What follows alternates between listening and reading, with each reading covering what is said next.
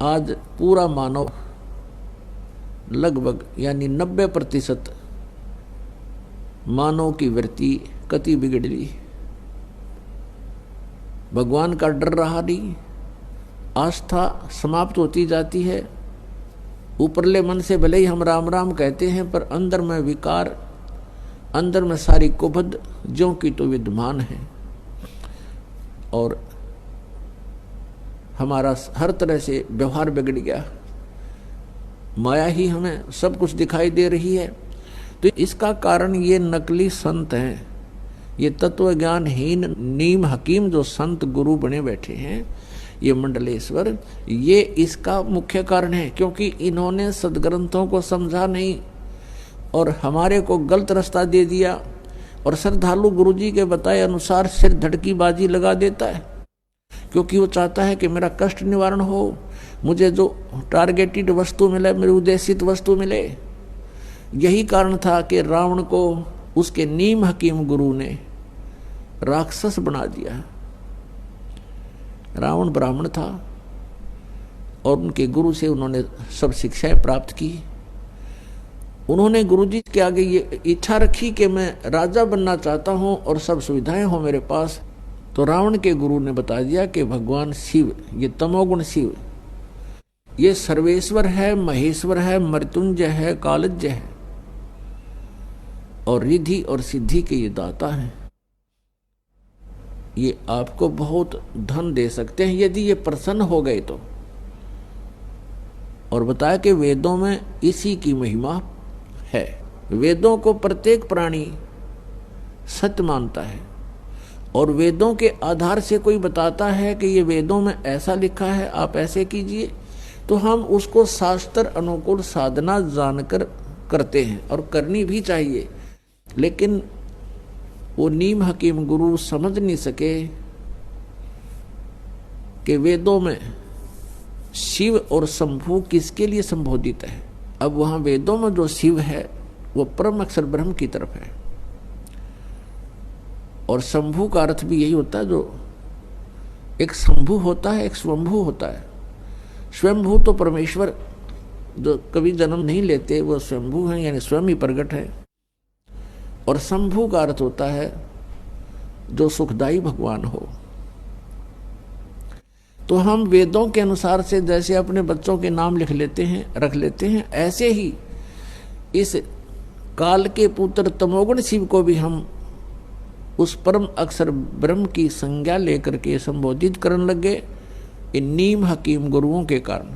तो रावण को बता दिया गया कि इसकी पूजा करने से और घोर तप करने से ये प्रसन्न होगा। अब जैसा भी गुरुजी ने बताया था, रावण ने सिर धड़की बाजी लगा दी। अपने भगवान शंकर को खुश करने के लिए यहां से गर्दन भी चढ़ा दी, यहां से काट के अपनी तलवार ऐसे मार के और चढ़ा दिया। तो जैसा कर्म करेगा उतना फल ये अवश्य देते हैं।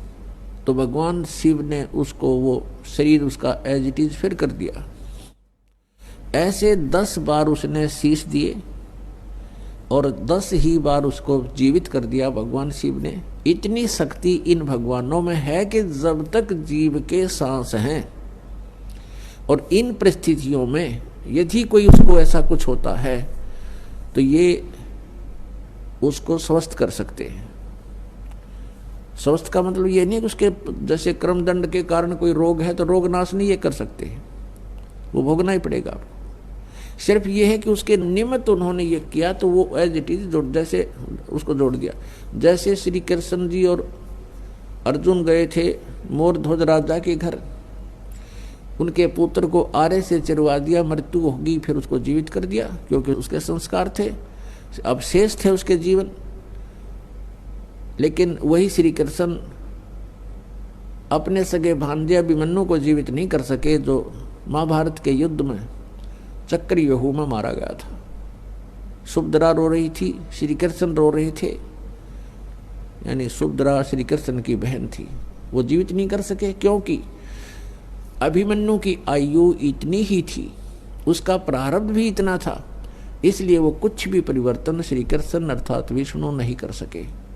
श्री कृष्ण यानी विष्णु और शिव और ब्रह्मा, ये तीनों एक ही सतर के, एक ही जैसे शक्ति युक्त प्रभु हैं, इनमें कोई अंतर नहीं है, केवल इनके विभाग का अंतर है। जैसे एक तो गृह मंत्री हो, एक सैर सपाटा मंत्री हो, पर्यटक मंत्री, तो इनके विभागों में अंतर होने से उनकी जो है महिमा में फर्क हो जाता है आम व्यक्ति की दृष्टि में, लेकिन उनकी शक्ति में अंतर नहीं है, पोस्ट एक जैसी ही है।